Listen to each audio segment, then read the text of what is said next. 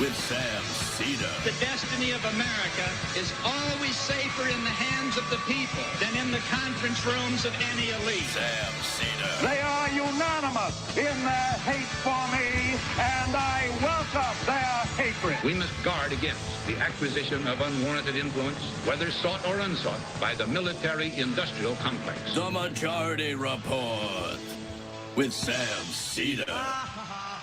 Ever get the feeling you've been cheated?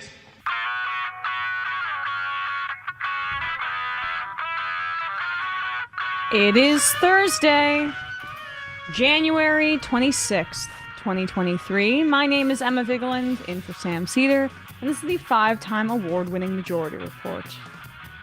We are broadcasting live steps from the industrially ravaged Gowanus Canal in the heartland of America, downtown Brooklyn, USA. On the program today, Hal Weitzman, editor-in-chief of the Chicago Booth Review and author of What's the Matter with Delaware? How the First State has favored the rich, powerful, and criminal, and how it costs us all. Come on, man. Come on.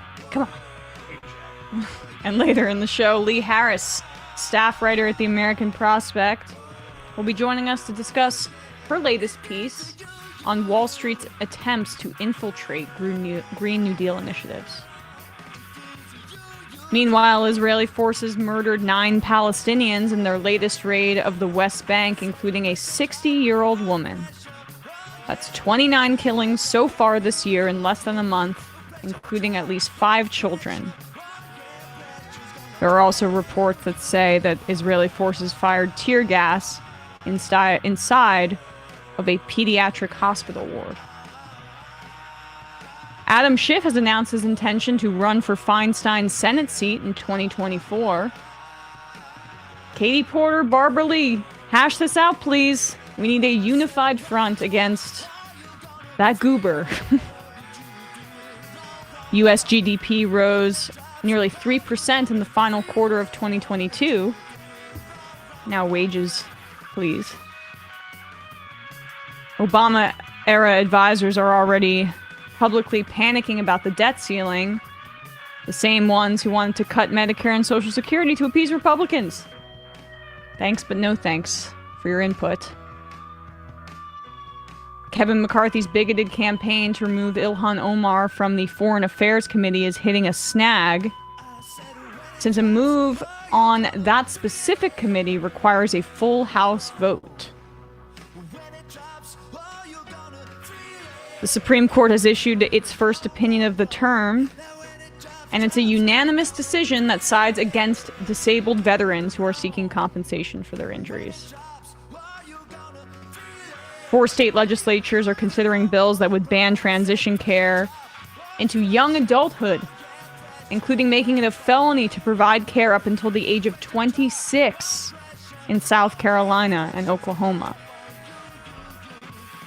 A new lawsuit has been brought by pharmaceutical companies, the ones that manufacture abortion pills, challenging state bans on their drugs.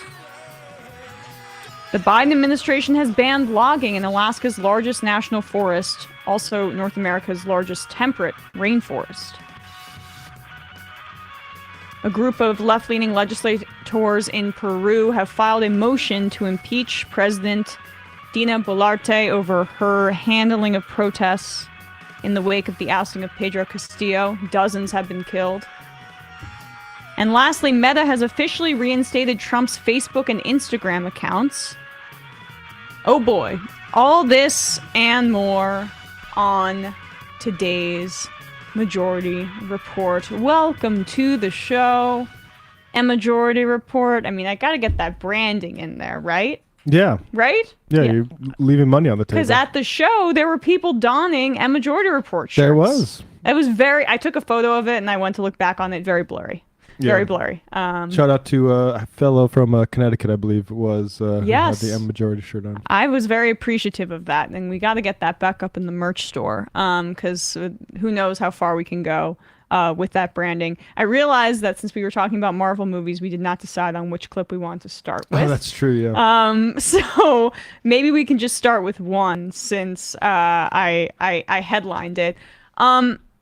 Kevin McCarthy is trying to get rid of Ilhan Omar on the with her committee assignments. And right now he's hitting a bit of a bump because at the very least on the Foreign Affairs Committee, you need a full House vote. And this is just a bit of a preview of what he's going to have to deal with largely, given the incredibly slim margins that the Republicans have in the House. His capacity to get rid of her might be limited because, as I mentioned, you need a full House vote, and hopefully the Democrats stand behind her. They haven't really announced a replacement or someone that would, I guess, fill her seat on the committee. But I mean, I'm semi-surprised by that, given their willingness and enthusiasm to throw her under the bus, largely calling her anti-Semitic, condemning her when she's nothing of the sort. But I will just say, like, Ilhan also knows how to play these parliamentary games, I think, as well as anybody, particularly like I think on the squad. She has history of that in Minnesota, and House so Whip. and she's been taking votes that aren't particularly votes that I'm certainly happy with, and our worst votes. I wish I had could remember this. Maybe I'll look it up for after, but. Votes that like AOC is taking better votes on, particularly on like foreign policy stuff, and I think it's because she's strengthening her position in the party to, fight off this attack. So here she is responding to reports that McCarthy might actually try to hold this floor vote to remove her from the House Foreign Affairs Committee. Our democracy and our governing bodies rest on a healthy and vibrant debate. Our strength lies not in our perfection, but in the diversity of our voices and our openness to civil discourse. That is why, whatever our disagreements might be as members of Congress, policy differences alone have not and must not be cause for eliminating someone from serving on a committee. In modern American history, the punishment of stripping a member of Congress of their committee assignments has been reserved for only the most egregious wrongdoings. Those convicted or indicted on corruption, those who have engaged in bribery, sexual misconduct, encouraged violence, or other grave charges. I have served on the House Foreign Affairs Committee and the House Education and Labor Committee for the past 2 terms, committees that I have lived experience and expertise in. As a child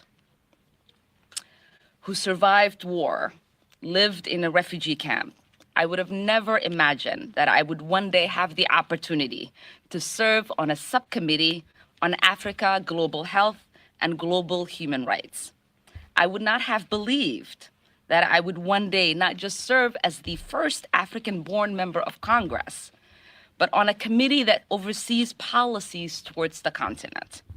Kevin McCarthy's purely partisan move to strip us from our committee is not only a political stunt, but also a blow to the integrity of our democratic institution and threat to our national security. We are thankful to Leader Jeffries and House Democrats, and even some courageous Republicans, for standing with us. If McCarthy wants to denigrate the integrity of the House and its committees, we will always stand up to these efforts. I am grateful for the confidence of my constituents and my colleagues have shown me to serve on these committees, and I look forward to continuing that work of building a more peaceful world. The reality is that while Kevin McCarthy is trying to oust a handful of lawmakers from their positions, including Eric Swalwell and Adam Schiff, those former two have to do with like Adam Schiff's public-facing connection with the Trump impeachment, Swalwell, his connection to, right-wing larger conspiracies about China. So that's the reasoning behind those. Ilhan Omar, it's just all bigotry. Bigotry. And he sees an opening here because apparently Josh Gottheimer and Jared Moskowitz, who have accused her of anti-Semitism in the past, are being a bit lukewarm on whether or not they'll support her in a floor vote. But Despicable. I mean, exactly. Nancy Mace has, I guess, said that she doesn't agree with this tactic. Another Republican, Sparks from Indiana, has said that she would oppose the measure as well.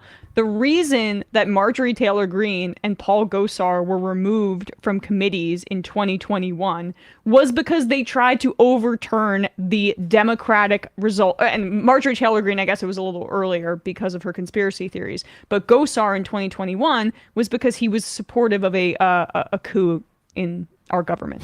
And that is the bare minimum amount of accountability that those guys should have faced. They should have been, frankly, criminally prosecuted. And if we were a functioning country, that would have been the case. But what drives this with Ilhan Omar is pure bigotry. The fact that she's one of the few Muslim members of Congress, the fact that she chooses to speak clearly and openly against Israeli apartheid, and also the fact that her presence on these committees, it's a stain on American exceptionalism, given how she. I mean, watch the video of her. Watch the video of her grilling Elliot Abrams, right? Right. And that's exactly why, like, these and Elliot Abrams is still very much welcome part of the foreign policy community, the bipartisan blob in D.C., which is crazy to have Ilhan there. And it was regarding the China committee. Ilhan voted in support of it when Jamal Bowman said things like, this is Cold War. And I think that's just because Ilhan has previously taken heat for saying we should have more cooperation with China. So I think, she's playing a game here. Yeah. I respect her a lot and think it is like, again, like you said, I'm not a huge Schiff fan, and if we have to sacrifice Schiff, the only worry I have is it makes him more of a martyr, and then he's going to be even more of a hero among Democrats. Well, but at the same time, hopefully, when in his run for Senate, he has a little less free publicity on any committee to make a name for himself. Yeah. A little bit resentful of that sort of publicity-seeking behavior on the part of Schiff. Yeah. Anyway, support Ilhan Omar, and if this floor vote actually happens, I'm going to be looking very hard at who votes yes and no on the Democratic side, and if Gottheimer actually sticks to his word. Just another piece of evidence about what kind of guy he is. All right, we're going to take a quick break, and when we come back, we'll be joined by Hal Weitzman, editor-in-chief of the Chicago Booth Review and author of What's the Matter with Delaware. We'll be right back.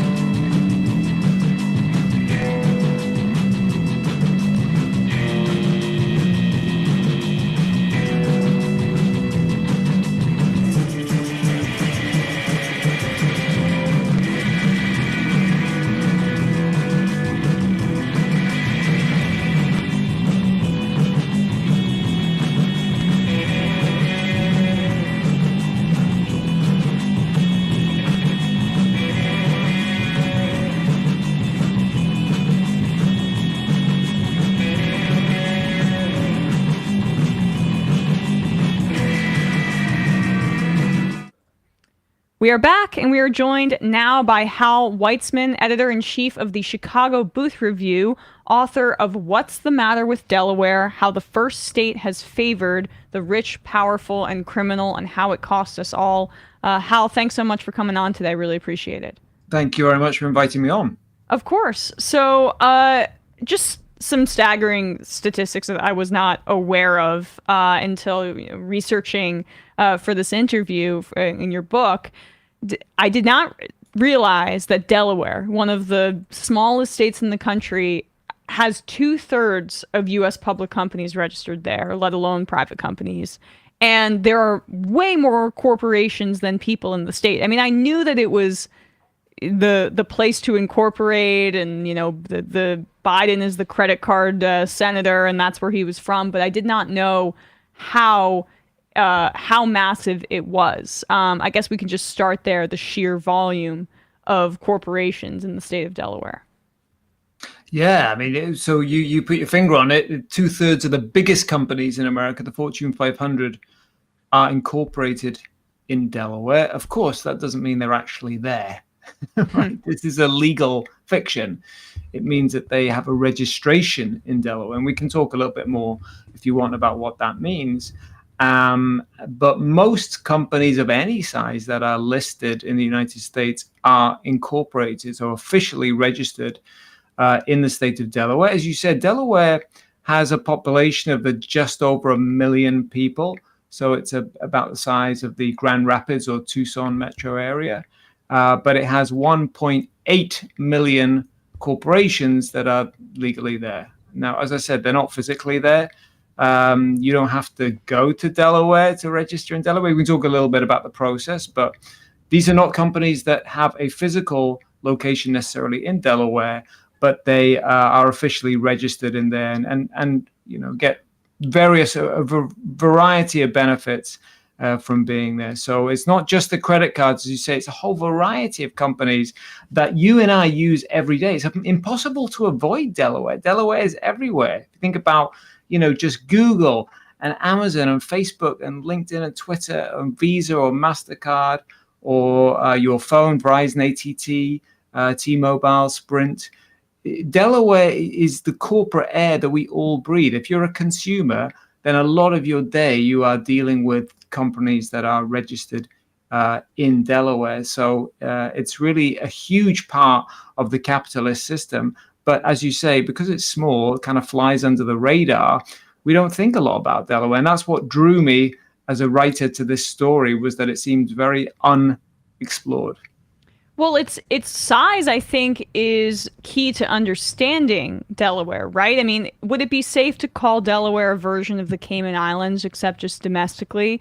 Because it seems like there's something about the size of the state or a country that, relative to the others in its wheelhouse or in its proximity, that incentivizes, say, tax havens, corporate dodging, etc. Would that be fair to say? Yes, I mean the size. So it's interesting, isn't it? I mean, it's no coincidence that countries that we think of as, and let's go beyond tax, right? Because tax is one aspect of it, but kind of secrecy jurisdictions, they tend to be smallish places, as you say, in the Western Hemisphere. That sort of, the sort of Panama. And various small Caribbean islands, and then in Europe places like Cyprus or the Isle of Man. So yes, the places tend to be small, and I think partly that's because it's easy to get everyone together. The elite tends to be pretty small in a small place. I mean, it tends to be pretty small in a big place, but even smaller in a small place. So it's easy to get everyone together. And often small places don't have big capacity to produce, let's say, manufacturing exports and things like that. So in Delaware's case, the size and the location is really important, right? It's not stuck out where like Wyoming, which is a state that would like to compete with Delaware, but is not very near the New York law firms and the corporate headquarters in Manhattan and New Jersey. So the location is really favorable as well, being so close to kind of the big financial and political centers of the United States. So the size helps people get together. It also means that the benefits, and we can talk a little bit about the system, but essentially Delaware has flipped the script on how states raise money. Most states depend on tax revenues. Delaware has a different system. It depends on fees. So each state, each of those 1.8 million it's a state structured like some sort of financial institution. Right. Well, Yeah. I mean, another way of thinking about it is, your listeners will be familiar with Bernie Sanders' fundraising campaign, how Bernie changed the nature of fundraising so that instead of having a small number of large donors, a la Biden, you have a large number of small donors. And Delaware kind of follows that model, ironically, because it has a lot of corporations registered. None of them individually pays that much. Of course, if you're a big corporation, you pay more. But if you're a small corporation, you don't pay that much less. So they're all paying a relatively small amount of money. But because Delaware is small, that is materially important to Delaware in a way that it wouldn't be important to New York, California, Illinois. Yeah, you write about the quote incorporation industry, and that churn is really fascinating to me. Can you expand a little more on what the process is for registering corporations in Delaware, the ease, the lack of oversight, accountability, all kind of with the explicit purpose of collecting these fees to run the state? Well, it's super easy. In fact, you and I could set up a limited liability company in Delaware before the end of recording this podcast. And we wouldn't need to go to Delaware to do it. Should we do that as an exercise? No, I'm just Actually, kidding. there are many. If you look it up, and I recount them in the book. There's many people who've done NPR have done it, and various other people have done it. Yeah, it's very easy to do. You don't have to go to Delaware. You don't have to provide any documentation. So it's easier to get a company in Delaware than to get a library card in Delaware. Because to get a library card, you have to show some form of ID, but you don't need to set up a corporation. And then when we've set it up, and we can still do it because we still have time, when we've set it up, we don't need to put our names on it. We can be anonymous. So we can set up an anonymous corporation. And here's what makes it really convenient, because Delaware has set the whole thing up. You said Delaware is a bit like a financial company. In this sense, Delaware is much more like a financial services firm than a state. It has set its whole machinery up to service business people whenever they want to do this. So the office of the Secretary of State's Incorporation Office is open till midnight Eastern time. So, you can set up an anonymous company within 30 minutes. And I'm told by people who know these kinds of things that if you make the right phone calls, you can do it within more like 10 minutes. You don't need to, it's an anonymous company. We don't need to provide any documentation, and we can do it essentially in the middle of the night. So what kind of people would be interested in that setup? It doesn't take a big leap of imagination to show that's been used for nefarious ends. Is there any real limitation on foreign incorporation? Mm-hmm.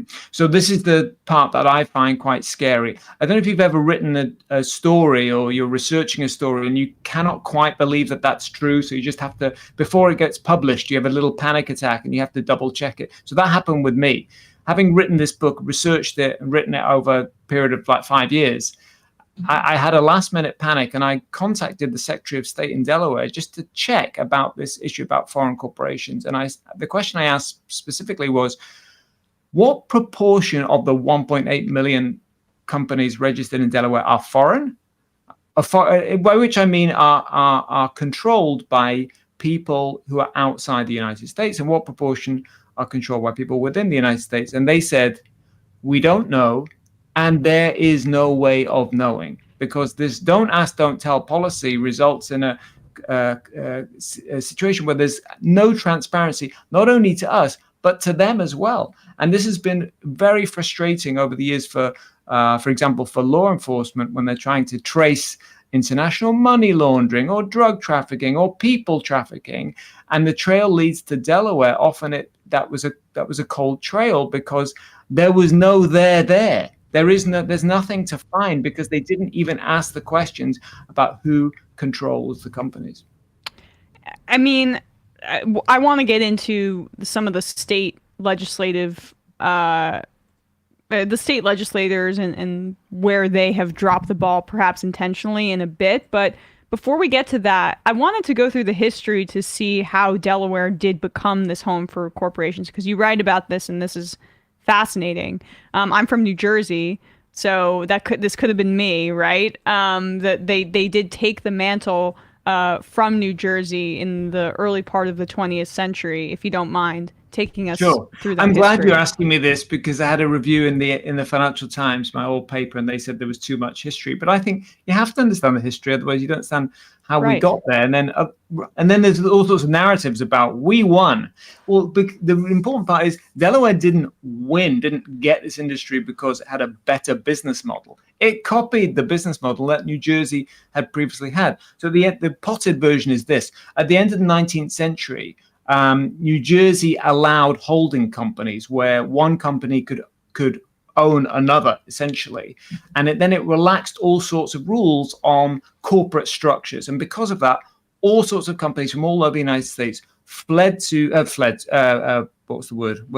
to New Jersey, officially, legally speaking. And they were attracted by this kind of more lax structure, the ability to do anything via a holding company registered in New Jersey. And so by 1911, the fees from this business accounted for about a third of New Jersey's state revenues. And other states, particularly Delaware, copied these regulations, but they couldn't get much traction.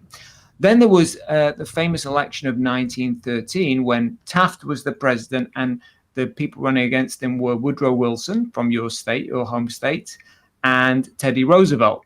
And as part of the campaign, it was a three-way election. Teddy Roosevelt, if you remember, was the progressive candidate. And during the campaign, Teddy Roosevelt kind of barbed Woodrow Wilson, saying, you say you want to rein in corporations, but you have all these corporations running around in New Jersey doing what the hell they like. And Woodrow Wilson, of course, wins the election. But during that lame duck period, because he was the governor back in New Jersey, during that period where he's transitioning from being the governor to being the president, he went back to New Jersey with this kind of zeal to reform the system. And he and his allies in the legislature passed a whole load of bills that basically neutered the ability to do this holding corporation scheme and tightened up the rules about corporate structures.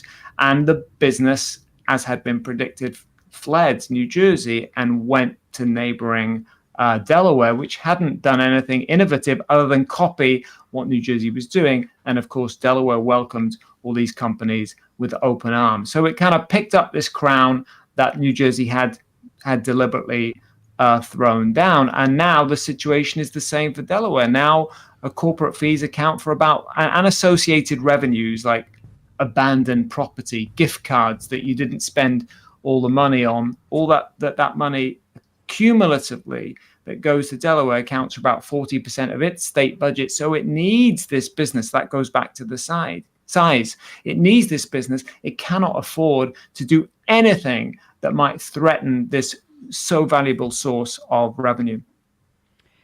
It's fascinating, and this is a bit of an aside, but I'm curious if you have any thoughts on this also being a time when before this business fled New Jersey, there was a lot of organized crime and corruption within the state and state governments. Is that a coincidence in your mind? Did you come across any of that in your research?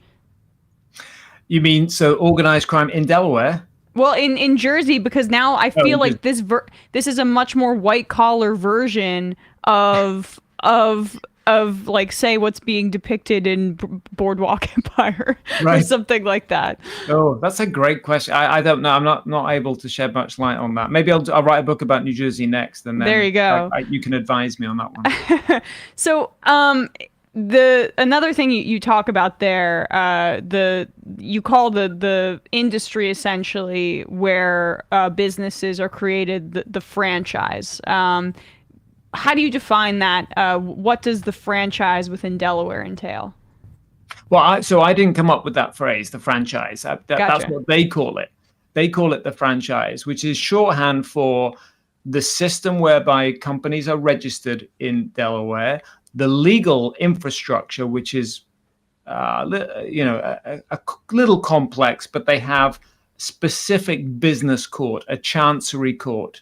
So when you see about cases, the most recent high-profile one being Twitter versus Musk, these take place in the Chancery Court, specific dedicated court for business cases, which means everything's more efficient, more effective, and supposedly has a lot of expertise in predictability and case law. So a lot of stuff you can do your research about. So that's part of it.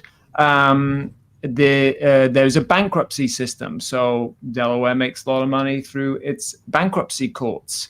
All of this feeds back. I say in the book that Delaware is like the closest thing that America has to a corporate version of the registrar of births, marriages, and deaths. So companies go there to be born, in other words, to get registered. They go there to get married, if you will. Here the analogy is starting to fall apart, or get divorced, or have beefs with each other, because that's where the courts come in, and then deaths because of bankruptcy. So all of that collectively is called the franchise. Plus, and I mentioned this a little bit earlier, a very nice little side business, which is abandoned property. So if you have a few cents in a bank account, or overpaid a credit card and there's a few cents there, or a couple of dollars in a stock trading account or crypto account or whatever, and that company is registered in Delaware, that so-called abandoned property, because after a few years that money is declared legally abandoned, that reverts to the state of Delaware. And states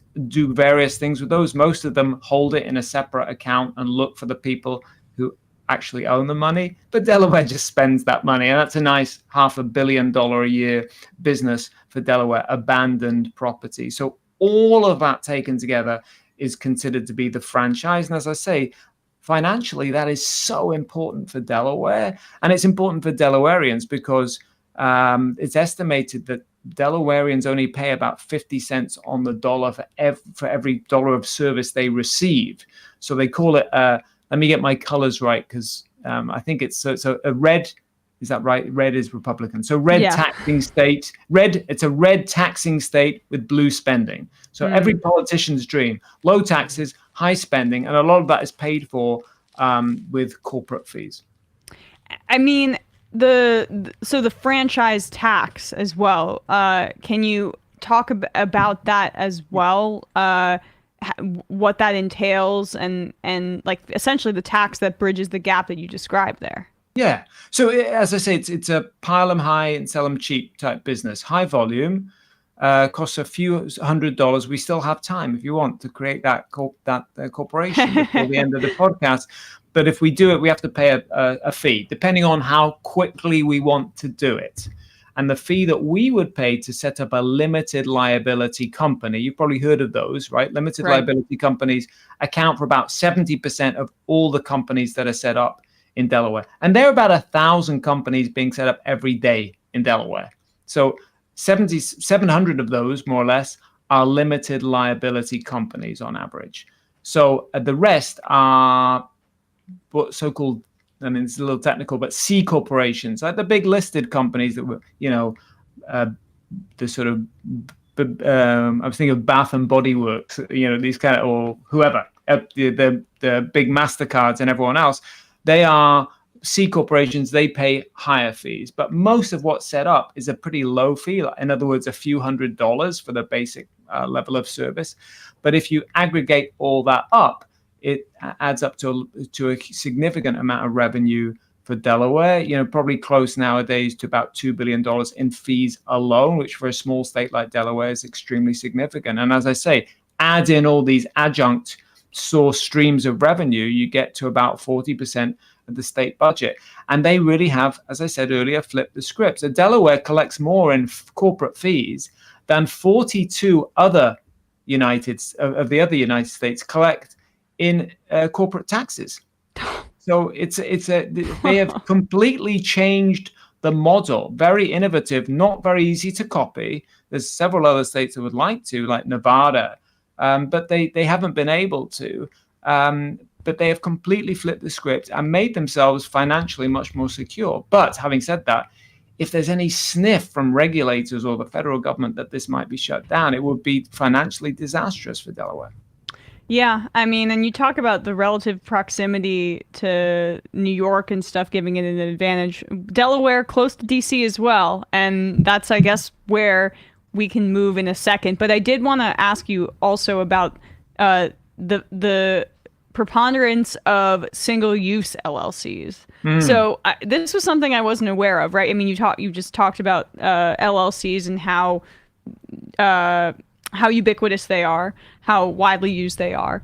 But I didn't even know that there's something where you can essentially, it's like a disposable LLC where you can use it one time and throw it away. And that exists in Delaware as well, if you don't mind talking a bit more about that. And not just Delaware, to be fair, anywhere. I mean, Right. it's like a plastic straw. You're absolutely right. So if you and I wanted to use our new LLC in Delaware to bring some money over from wherever, South America, we would do that transaction through using the LLC, and then we might decide we might basically abandon it. Next year we got to pay our fees again. We might decide we don't pay the fees.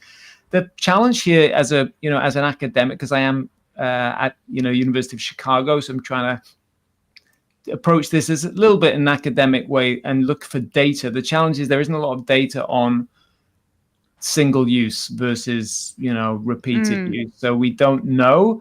I have heard just anecdotally from my sources in Delaware that there's a lot of this single use, which makes sense because if we want to do a one-off transaction, we wouldn't necessarily want to use that LLC again. And because of the nature of limited liability, if we were to do an additional transaction, we might not want any fallout from the first transaction to affect the second. And that's often how limited liability is popular, exactly for that reason. I'll give you a more kind of prosaic example.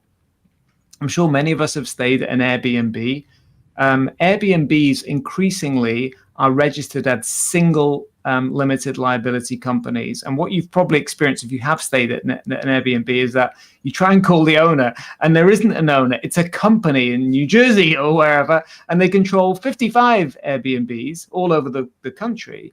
And each one of them is an individual LLC.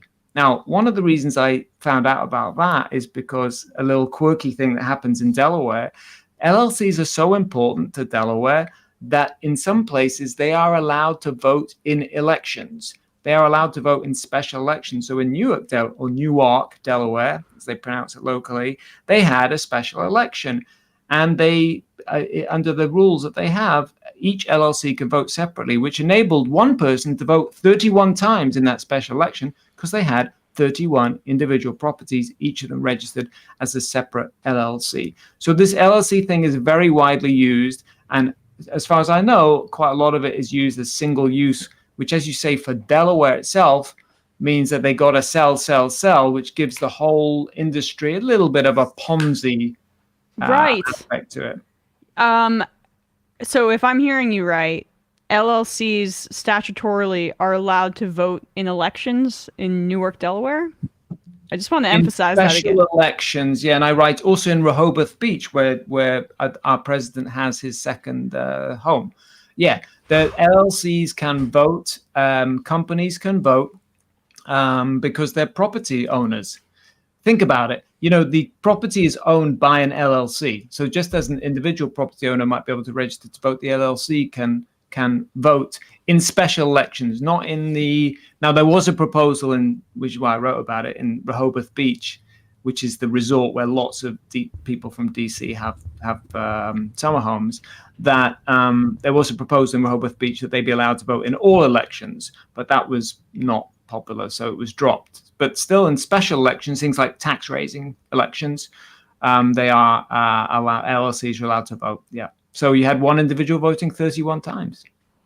I mean, man, corporations are people according to the Supreme Court, but that really takes it to a whole nother level.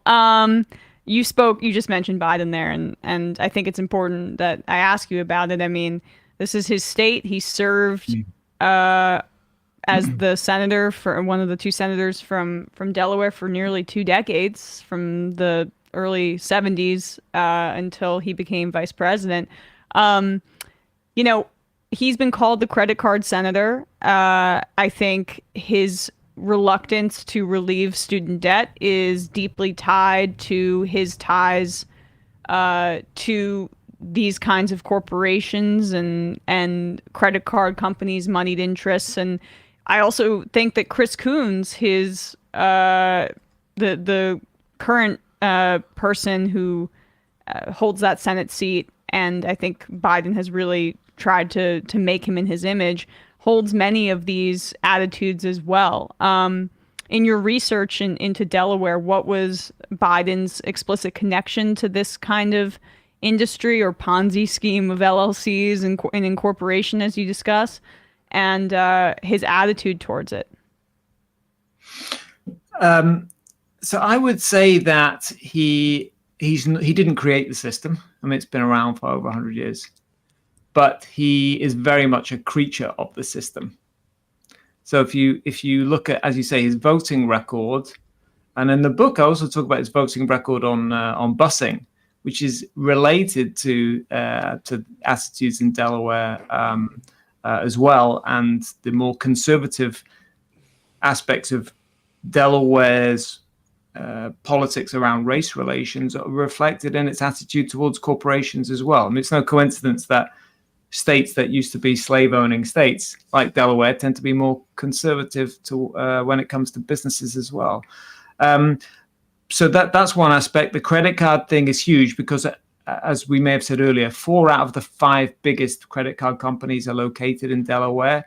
And why? Briefly, because in the early 1980s, Delaware invited 2 of the biggest credit card issuers in to write its regulations to make it more favorable to them. And they got rid of all interest rate caps, thereby getting rid of all interest rate caps in the whole United States, because any company can just register in Delaware, get around any local interest rate caps. So credit cards are a huge one. But then if you look at who funded Biden's campaign, up until he was running with Obama, his top donors to his Senate campaigns were all the biggest law firms in Delaware that make the rules, that argue the cases, and that collect the fat fees. And so they live on they parasites, essentially, and creators of this system. And so they are the big movers and shakers in Delaware. And he very much was funded by that system. So he has had no interest in challenging the system at all. But as you said, the other 2 senators, Carper, Coons, have also had no interest in challenging the system. If anything, they might have been more strident in defending some of its more nefarious aspects, such as corporate anonymity in Congress. Yeah, Chris Coons at Davos last week, just chilling with Cinema and Manchin. He's one of the people that I think gets flies a little bit under the radar, but fills a very similar role that those two do within the Democratic Party. Yeah, and that's the other thing. So Coons being a great example, everybody's friend, right? Like you said, very much a centrist type figure between the 2 parties.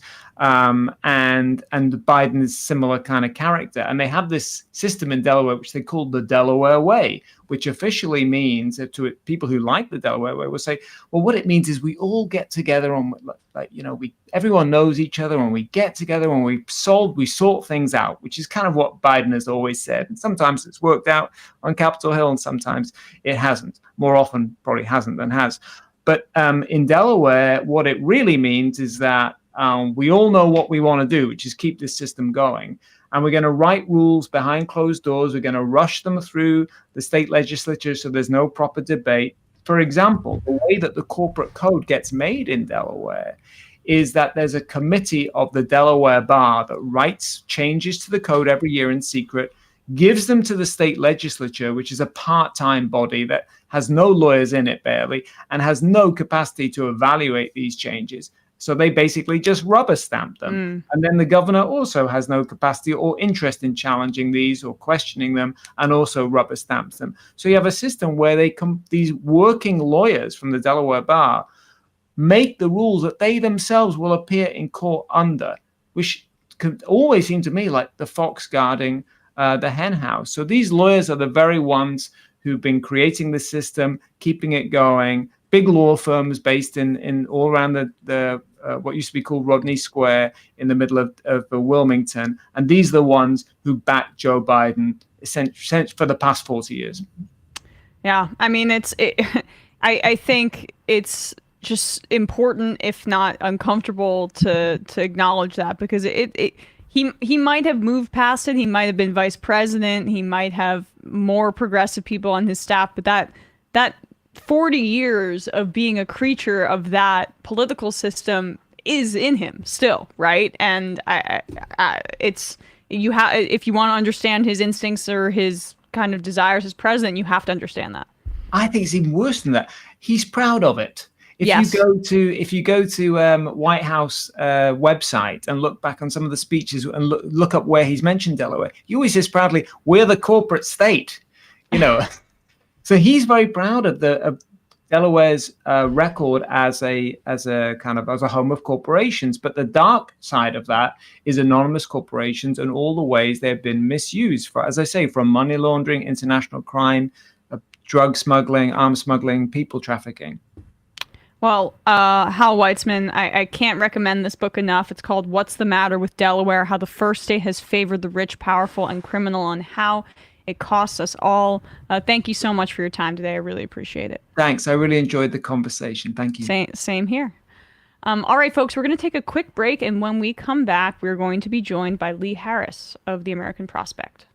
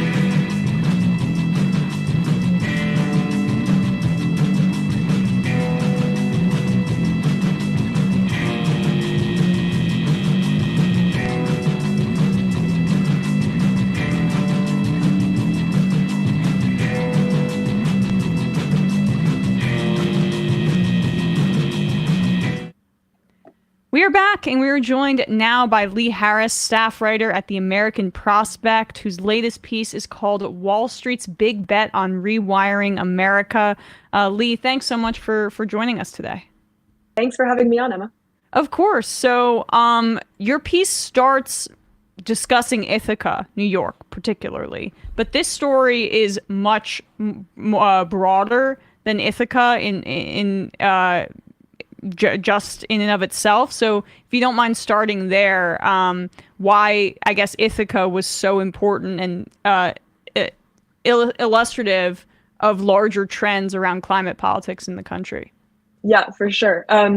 So my story more broadly is kind of about how Wall Street is investing and putting clean energy systems into low-income housing.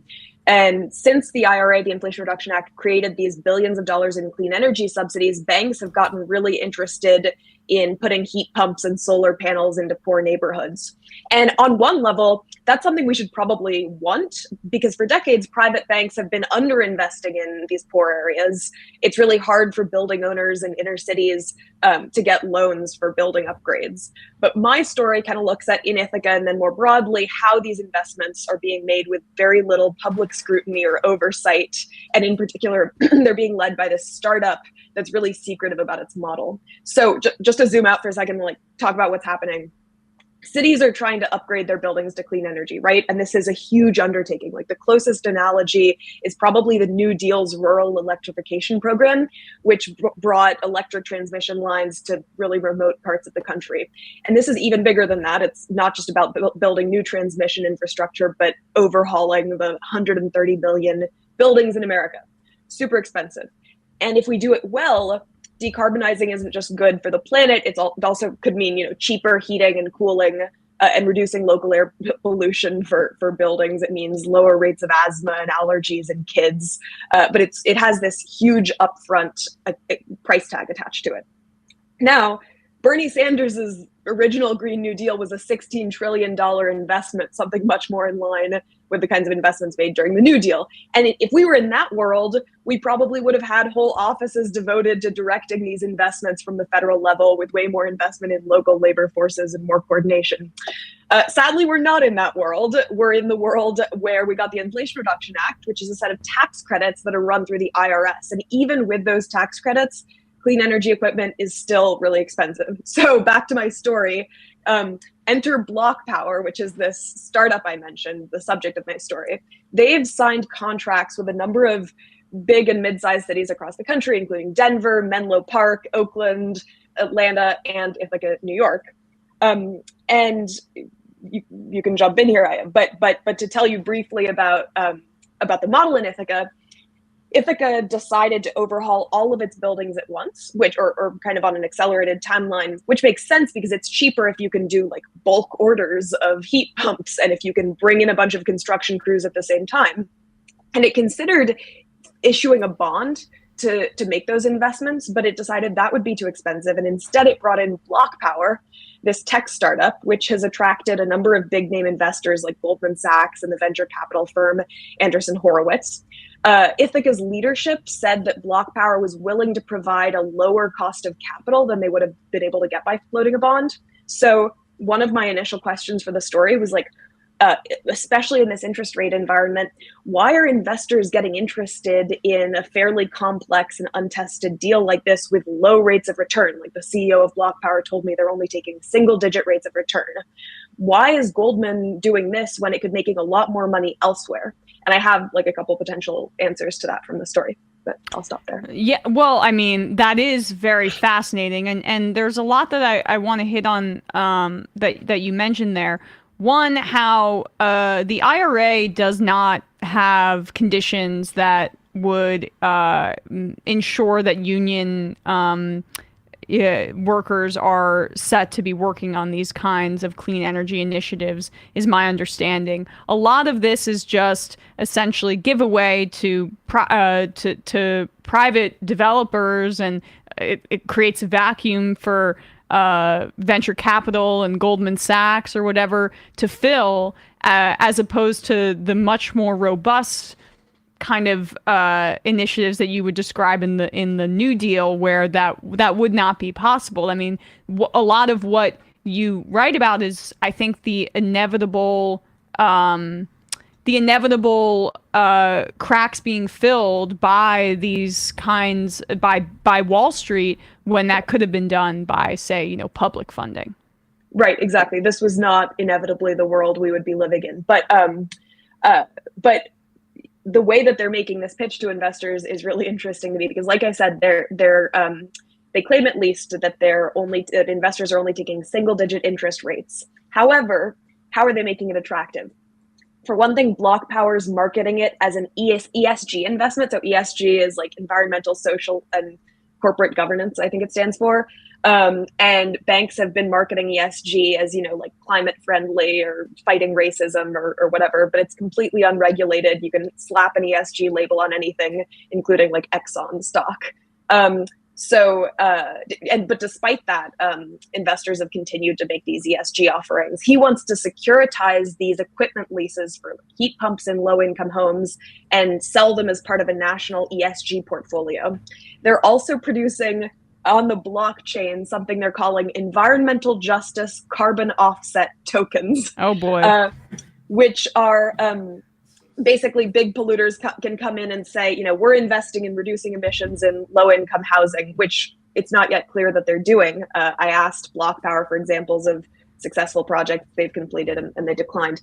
But I think the offset token industry itself is pretty dubious. But I think like the biggest reason that private investors are getting interested in still relatively low profits in this new energy industry is that they see that the whole energy system is being overhauled. And right now they're less interested in taking a really big slice of profits than they are in exercising control over the design of the new system that's coming into being. So for example, in my interview with Block Power's CEO, who's by the way, super charismatic guy, has received tons of positive press coverage, he talked about how a big part of their model is collecting detailed data on household energy consumption. And he talked about this, there are kind of long-running proposals for something called virtual power plants. The idea is that if households could tweak the time of day when they're consuming energy or make different like micro tweaks to energy consumption, like running their toaster oven or their dishwasher at a different time of day, that could, at the aggregate level across the grid, lead to significant energy savings. Now, on one hand, that's a promising model and like optimizing the time of day that households are consuming energy. Though? Yeah, I'm getting there. I mean, if it were run by a benevolent god who came in and did this in the interest of low-income houses, it could actually save them money and potentially even they could get money back. But what we're talking about here is a tech startup with a bunch of powerful investors getting a stake in when low-income families use their toaster. A friend said to me, this is real. This is the future liberals want energy. Exactly. Well, there is that paternalism element that is troubling and also gives climate policy a bad name. And at the same, but the reason it gives it a bad name is because there's a for-profit model undercurrent to it that is troubling. Because if climate policy is going to be built on the back of, maximizing returns for investors, the breadth of it is going to be severely undercut. I mean, I want to return to something you said about them packaging these pumps and then selling them. Like they're packaging the energy cost savings from these pumps in low-income housing and selling that to investors. How does that work? Okay, so yeah, it's sort of counterintuitive to think of because they're talking about profiting from savings on future energy expenditures. So big energy systems like universities have done this for a long time.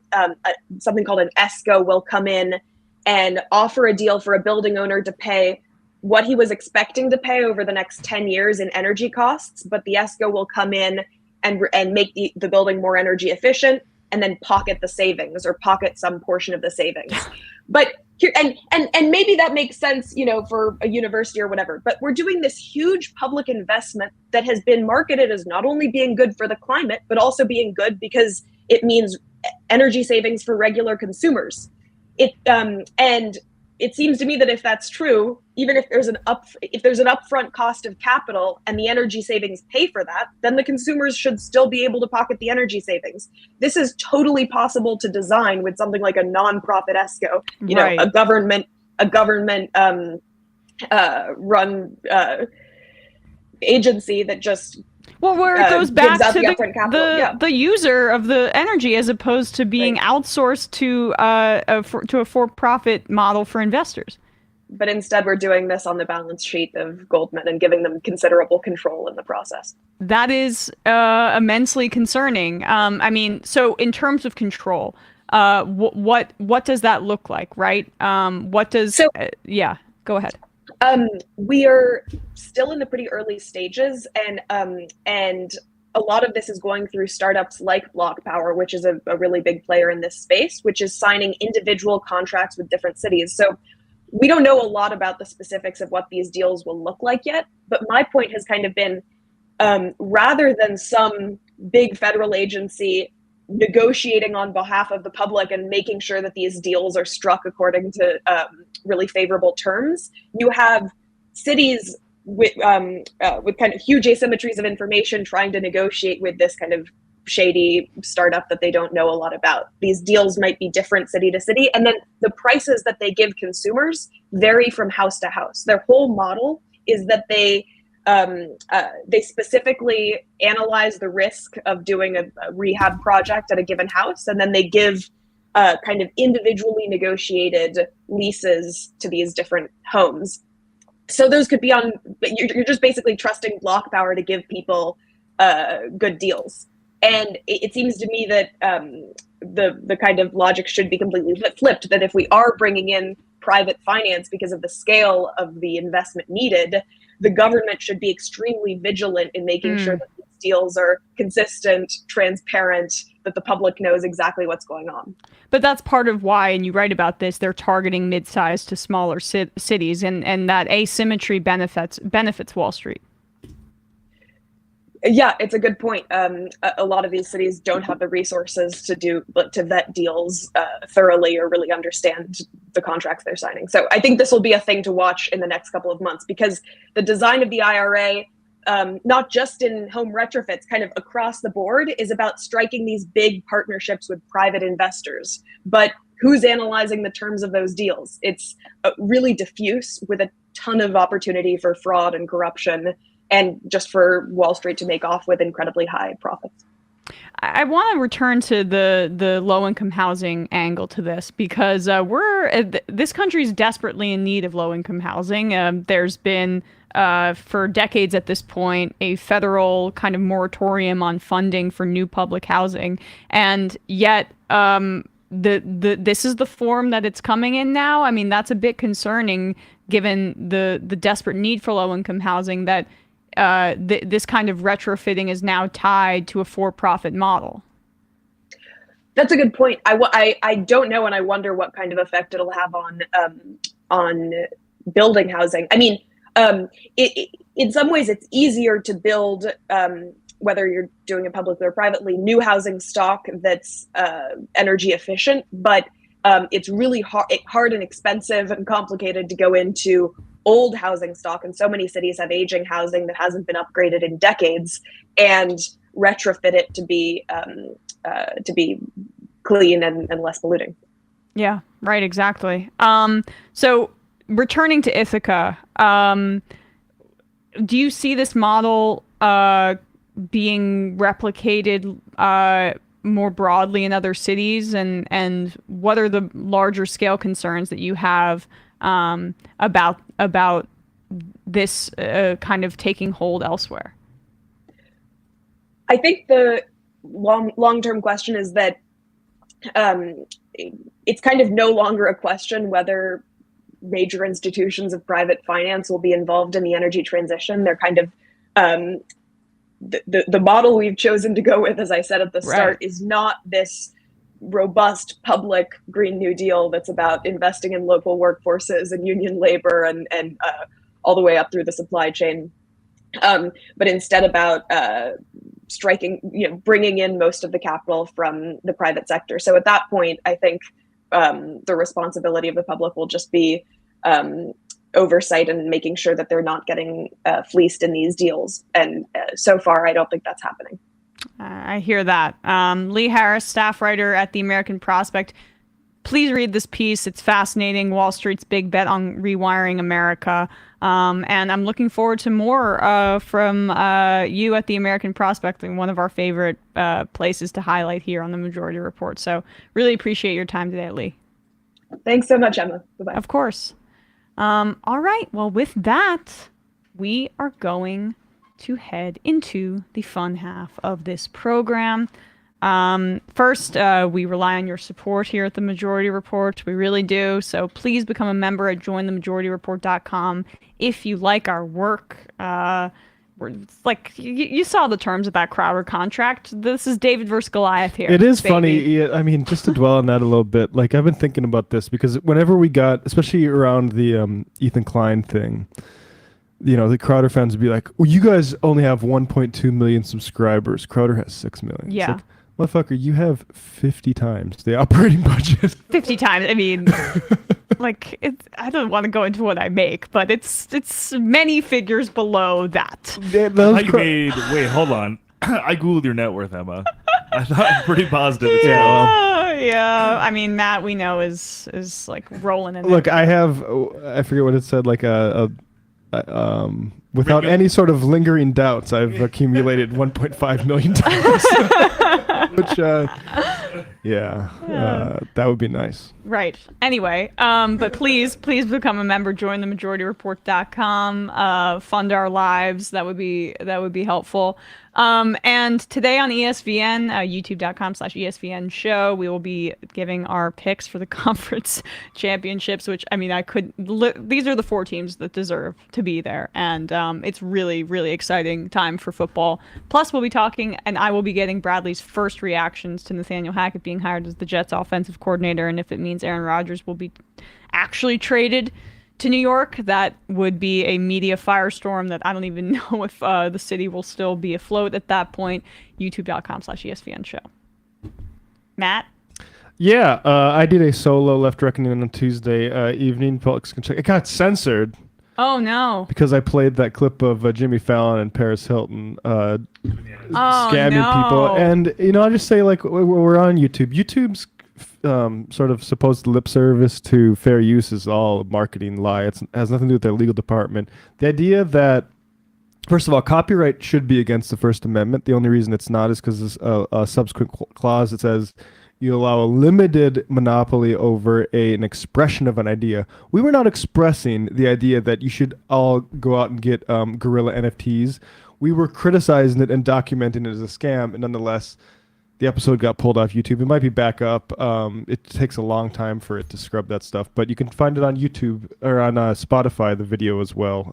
Anyway, Rosa Luxemburg, Part 2, Reform and Revolution for patrons, patreon.com/Left Reckoning. David Griscom and I will be discussing that on Sunday. Awesome. Yeah, I mean, well then Patreon, can you still see it on Patreon or no? It's well, it's public, so it's on Spotify, and we posted the YouTube link to Patreon, so that might be back up there now, but you can. Gotcha. It's all free on Spotify. Let's bring the boys in. Yeah. Let's bring. What's it? Thursdays are for the boys plus me. What's up, guys? We're gonna set up your shop, but we can hear you. I can hear you. There. Wow. It's all the boys today. Quick work. Yeah. The boys. And hello. And me, the hall monitor. What's happening on Doomed and Scam Economy, Bender?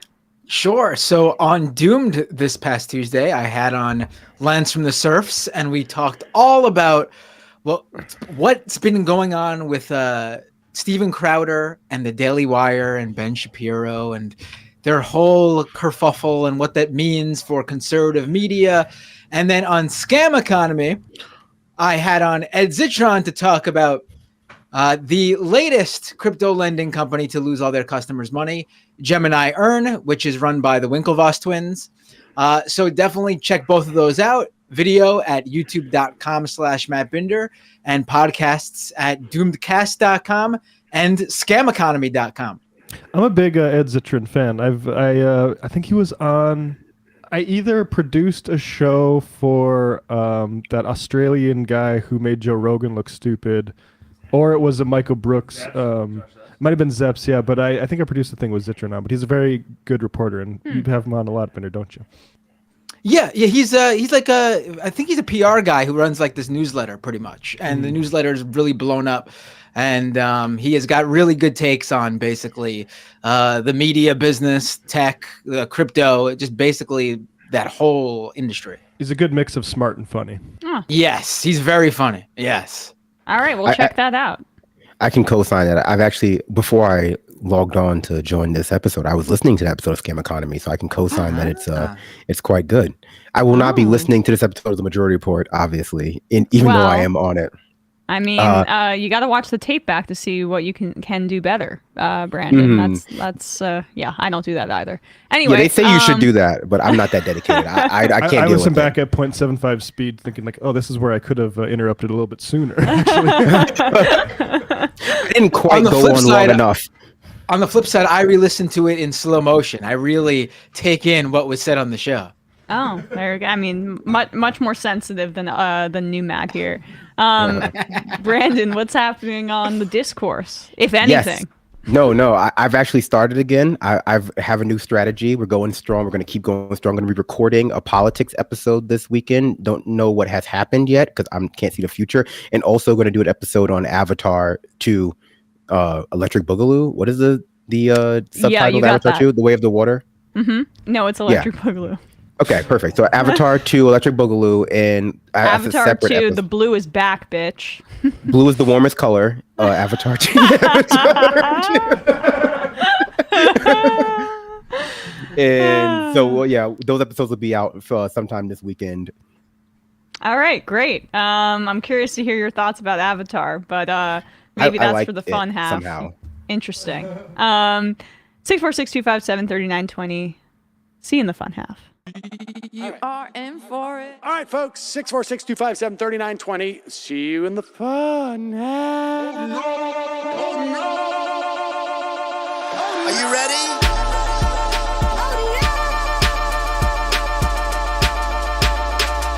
Who sent us this? Anarchy. Alpha males are back. Boys back. And the alpha males are back. Just as delicious as you could imagine. The alpha males are back. Boys back. And the alpha males are back.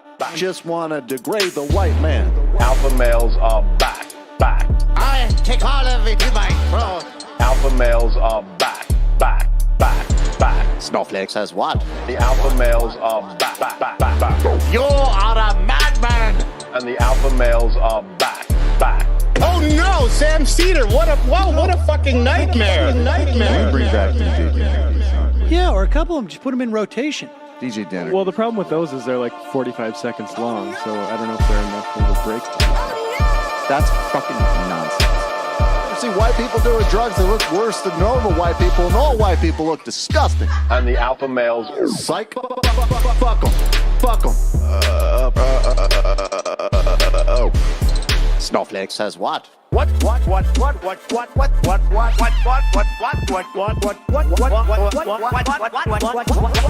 Snowflake says what? A hell of a lot of bank. A hell of a lot of bank.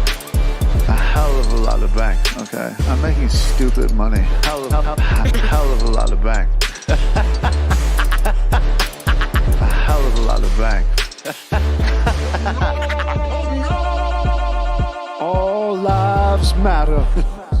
Have you tried doing an impression on a college campus?